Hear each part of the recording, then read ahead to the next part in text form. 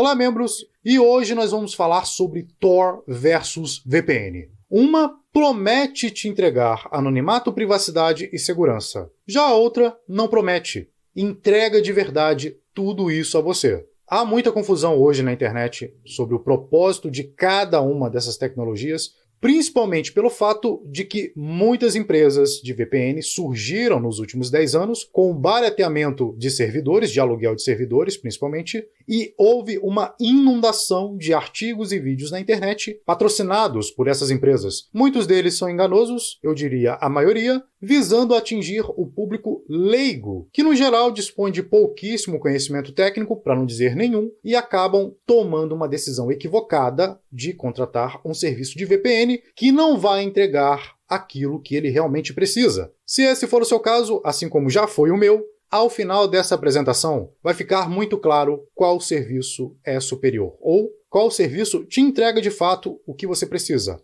anonimato, privacidade e segurança. Se você tiver alguma dúvida em relação a VPNs, recomendo revisar a aula 2 desse curso do módulo 1, a aula completa sobre VPNs. Mas antes de começar, eu queria colocar aqui esse comparativo entre a arquitetura Tor e a arquitetura da VPN. Então, do lado esquerdo, você tem aqui uma ilustração de como funciona a rede Tor. Então, o seu tráfego sai do seu computador e passa por 3 nodes, 3 computadores ou servidores, também chamados de relé, e aqui os seus dados trafegados são encriptados por camada ao passar por cada relé. E no caso da VPN, o seu tráfego vai até a VPN, o servidor de VPN, e de lá o servidor de VPN encaminha para o destino final, para o site. E, entre você e sua VPN, seu tráfego é encriptado. Do servidor da VPN para lá, até o servidor de destino, é desencriptado, similar ao que acontece depois que sai do último relé da rede Tor. O primeiro relé na rede Tor, também chamado de Entry Guard ou Node Guardião, ele sabe o seu endereço de IP, mas ele não sabe para onde está indo. Já na VPN, a VPN sabe o seu endereço de IP e sabe para onde está indo a sua conexão. Então, agora que você já tem em mente a arquitetura Tor e a arquitetura VPN e sabe a diferença crucial entre ambas, vamos então ao comparativo entre as especificações, as categorias principais, e determinar qual atende às suas necessidades. E aqui estão eles: anonimato, privacidade, segurança, confiança, usabilidade, resistência à censura, velocidade e preço. E aqui não necessariamente é em ordem de grandeza, tá? Eu coloquei aí de forma aleatória. Mas vamos lá começar com anonimato. A capacidade de ocultar a sua identidade. Nesse caso, escondendo o seu endereço de IP e, consequentemente, a sua localização. E como o Tor faz isso? Os dados trafegados que saem do seu dispositivo passam por 3 computadores ou servidores independentes, espalhados pelo mundo, antes de chegar ao destino final. Ou seja, nenhum indivíduo envolvido nessa comunicação conhece a comunicação completa, de onde sai o tráfego e para onde vai. Não é necessário cadastro ou qualquer autenticação no Tor. Basta baixar o navegador, o Tor Browser,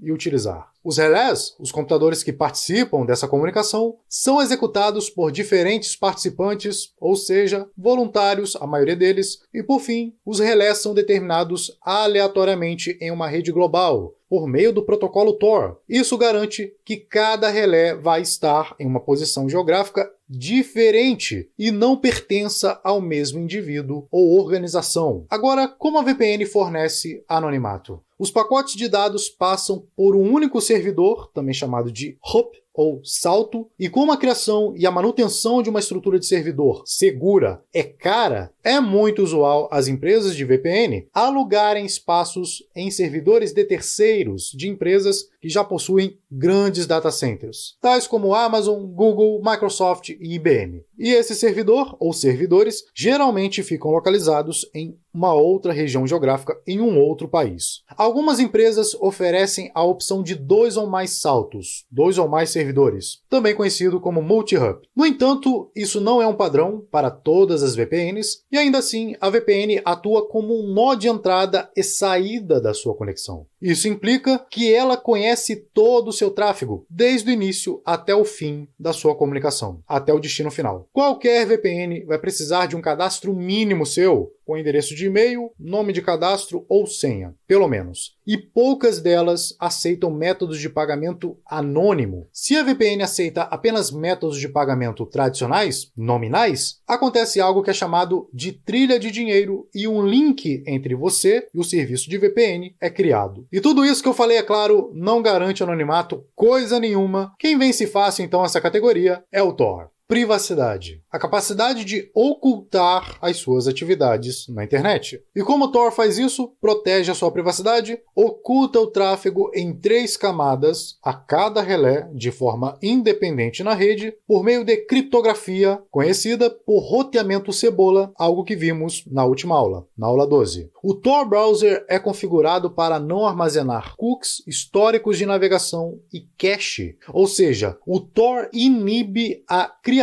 de impressões digitais do seu navegador, que são metadados coletados sobre você que compõem um perfil único sobre os seus hábitos de navegação, como vimos na aula 3 do módulo 1 desse curso. Se configurado com uma bridge, uma ponte, sua navegação na rede Tor é disfarçada do seu ISP. O ISP, que é o seu provedor de internet, não consegue visualizar o tráfego e nem saber que você está utilizando a rede Tor. Entretanto, se você estiver acessando um site na Surface Web, na internet regular, o relé de saída precisa descriptografar os dados, o pacote de dados, para revelar o destino e enviá-lo para o servidor final. E como a VPN protege a sua privacidade? Ocultando os dados do seu dispositivo até o servidor da VPN. Emula uma localização diferente da sua localização real, no entanto, não é possível saber quais dados um serviço de VPN coleta sobre você, como e onde são armazenados, quem pode acessá-los, ou seja, resumindo, todo o seu tráfego é visível por um terceiro confiável, que é a sua VPN. Devido à falta de transparência nas VPNs e terem acesso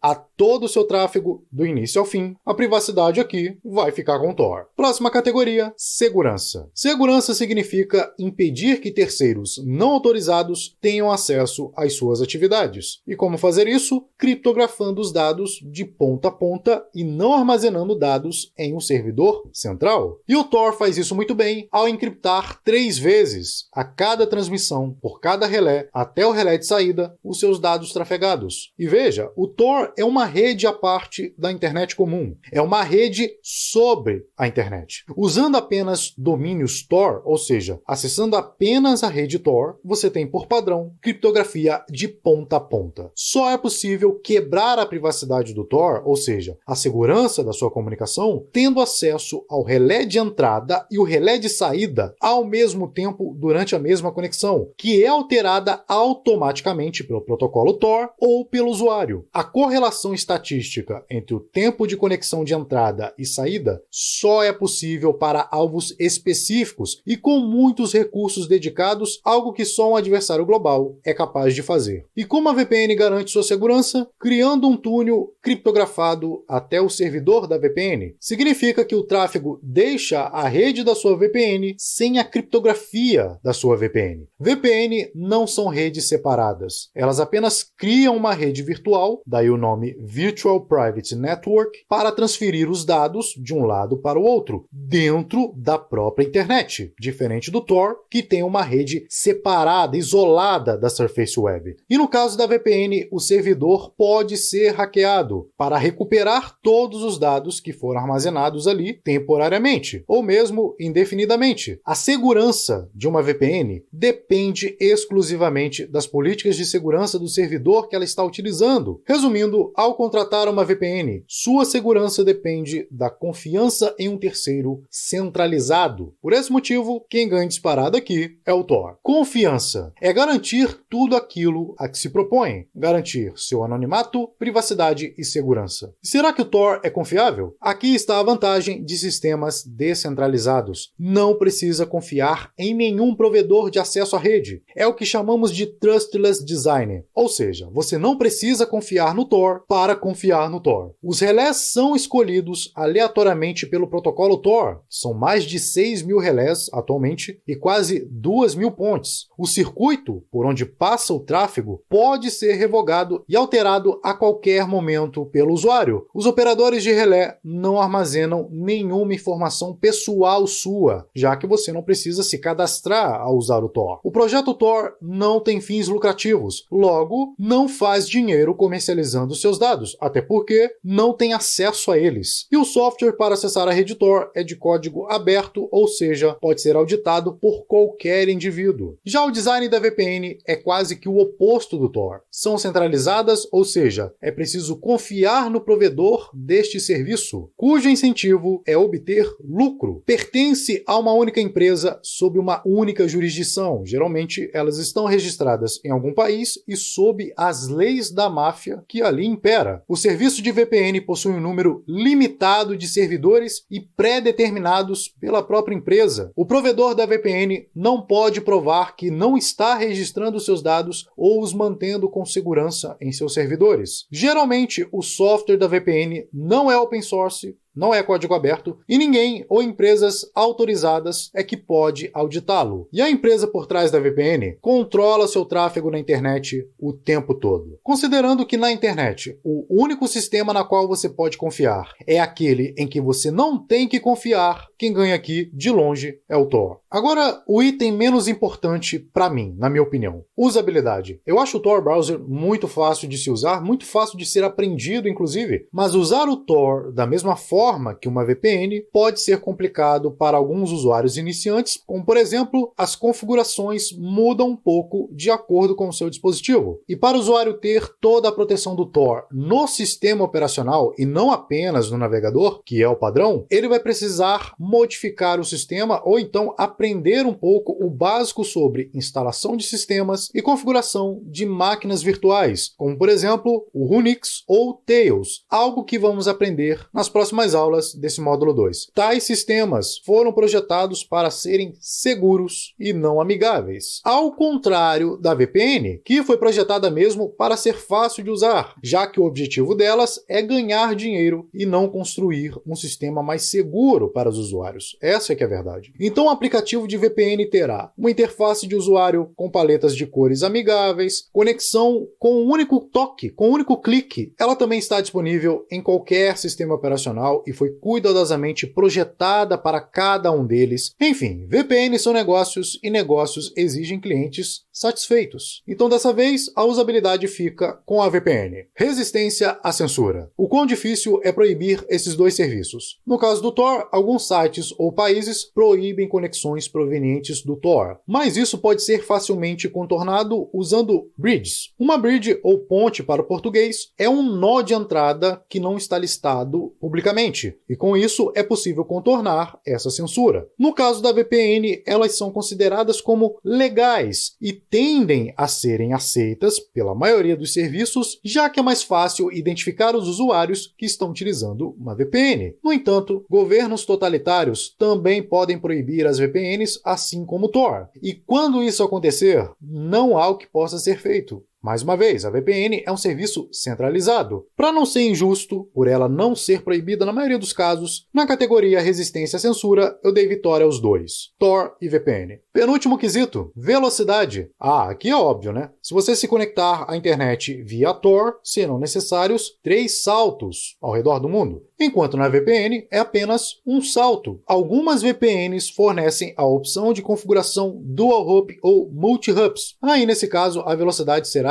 basicamente a mesma do Tor ou pior. Ou seja, na configuração padrão, de um salto apenas, por óbvio, é muito mais rápida do que se conectar ao Tor. E por fim, preço. O Tor, como você já deve saber, é 100% gratuito. Não há venda de dados, pois não existe demanda por dados anonimizados, que são os dados que trafegam por esses nodes, por esses relés. No máximo, o único preço a se pagar no Tor é o tempo de espera um pouco maior do que a conexão padrão de internet. Já a VPN, existem opções 100% gratuitas, mas é muito provável que você seja o produto, que ela esteja vendendo seus dados, já que o design da VPN permite isso. Portanto, as opções mais confiáveis de VPN são aquelas que possuem versão paga, que você tem que pagar para ter acesso ao serviço. Então, no fim das contas, você vai precisar pagar a VPN ou com seu dinheiro, com seus dados ou com ambos. Sendo assim, o Tor ganha no quesito preço e o vencedor incontestável desse comparativo Então você está dizendo que uma VPN não serve para nada? Acredito que a VPN pode ser útil para você em duas situações. Primeiro, esconder o tráfego apenas do seu provedor de serviços de internet. E dois, ocultar os seus downloads, como torrents de organizações anti-pirataria, ou ainda, que é o uso mais popular de VPNs, ocultar do seu serviço de streaming. E ok, tá tudo certo. Já é útil para muita gente. Se existe um serviço de VPN, é porque há demanda. E se há demanda, sem dúvida, ela é útil para alguém. Agora vamos aos mitos em relação ao Tor, muito comuns na internet. O Tor vai me colocar em uma lista de observação. Definitivamente não. O Tor tem atualmente mais de 2,5 milhões de usuários ativos. Uma vigilância direcionada talvez seja possível, como eu mencionei antes, só que é necessário muitos recursos e ainda assim contando com muitos erros sucessivos do usuário. A maioria dos usuários do Tor são pedófilos, traficantes, hackers e assassinos, então quero ficar longe disso. Olha, o Tor é neutro. Como toda ferramenta, ele pode ser usado para o bem quanto para o mal. Facas são usadas para cortar legumes, como também para cometer assassinatos. E, mesmo assim, facas não são proibidas, porque se proibi-las, prejudicaria todos que precisam cortar alimentos, que é a maioria. Assim é o Tor. Ele não faz distinção nenhuma entre os usuários e é justamente isso que o faz uma rede confiável para pessoas boas. Nessa apresentação, eu vou deixar uma lista com 41 formas legítimas de se usar a rede Tor. Ah, mas os relés de saída podem fazer coisas assustadoras com meu tráfego. Na verdade, isso só é possível ao acessar um site na versão HTTP. Mas hoje em dia, qualquer site utiliza a versão HTTPS. E neste caso, o relé de saída sabe o destino, mas não sabe exatamente o que contém dentro do pacote de dados. Ah, mas o governo pode criar vários nós, colocar vários computadores e desanonimizar as pessoas que utilizarem o Tor. Embora o Tor não seja realmente uma solução mágica, um pó mágico, configurar muitos nós é um ataque muito improvável que pode ser detectado de maneira até bastante trivial pelo protocolo e é extremamente caro. Em primeiro lugar, para realmente desanonimizar no Tor, o governo precisaria de pelo menos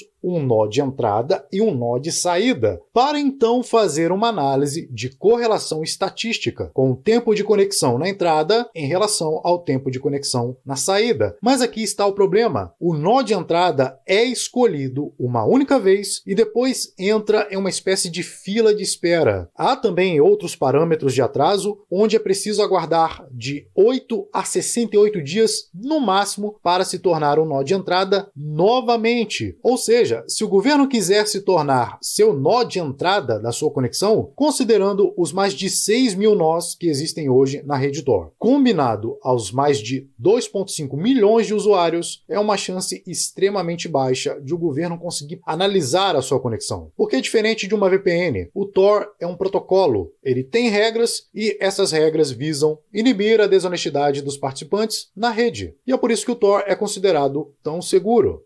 Mas eu ouvi falar aí que ataque XYZ pode quebrar o Tor, hein? Então, mais uma vez, o Tor não é a prova de falhas. Na verdade, nenhum sistema é. Pode haver ataques por aí que a gente desconhece, que podem sim ser usados para atacar o Tor, tentar desanonimizar os usuários do Tor. Contudo, é atualmente a melhor rede que temos no momento. Conforme o Tor cresce, a cada novo usuário e a cada novo nó, os ataques se tornarão mais difíceis e caros de se executar. Se há 10 anos atrás, quando o número de usuários na rede Tor era metade do que é hoje, a NSA não conseguiu quebrar a rede, já é pelo menos um indicativo de que o Tor não é fácil de se quebrar. Ah, mas como confiar no Tor se ele é financiado pelo governo dos Estados Unidos? Tá, isso é um fato, mas é um fato também que os Estados Unidos, as agências americanas, também utilizam o Tor. Então, certamente, elas precisam financiar o Tor para que ele continue sendo o projeto confiável, a rede confiável que ele é. A máfia estatal americana é grande e certamente tem agências de um lado tentando quebrar o Tor, enquanto outras, numa queda de braço, estão tentando melhorá-lo. Além disso, vale a pena mencionar que o projeto Tor está ativamente tentando diversificar suas fontes de financiamento, muitos deles, inclusive, empresas privadas e ativistas. Com isso, a participação do governo americano no financiamento do projeto Thor vem caindo ano após ano. E você também pode colaborar com o projeto, então considere apoiá-lo. Ah, então você está dizendo para mim que o Thor é inquebrável? Claro que não. Como já mencionei, o Thor não é uma bala de prata. Embora seja atualmente a melhor opção que temos, existem certos ataques, como esses ataques de correlação de tráfego. No entanto, isso pode ser evitado usando outras medidas técnicas de proteção que veremos adiante nesse curso e muito cuidado por parte do usuário. Se você não souber usar a ferramenta, não adianta de nada. Thor é uma maneira de tornar a vigilância em massa tão cara, tão difícil, que os governos agora terão que reduzir e concentrar seus esforços em alvos específicos, descartando então a vigilância em massa. Esse é o verdadeiro poder do Thor. Então encerramos a aula de hoje. Próxima aula, aula de número 14, vamos ver máquinas virtuais, usando o Thor em sistemas virtualizados, ok? Então é isso, nos vemos lá. Tchau!